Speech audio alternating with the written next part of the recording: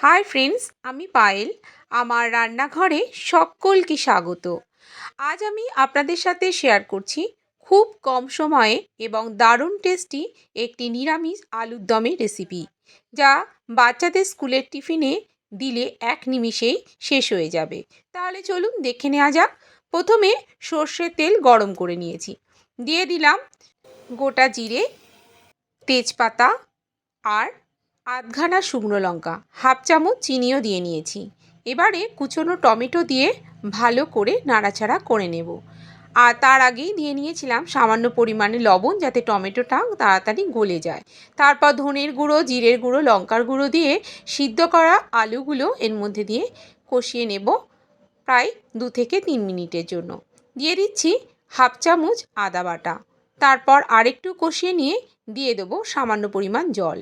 এরপর এটা আমি হতে দেব 2 থেকে 3 মিনিটের জন্য।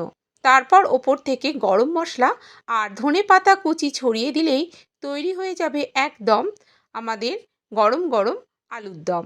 দারুণ টেস্টি এই আলুর দমটা একবার ট্রাই করে দেখতে পারেন।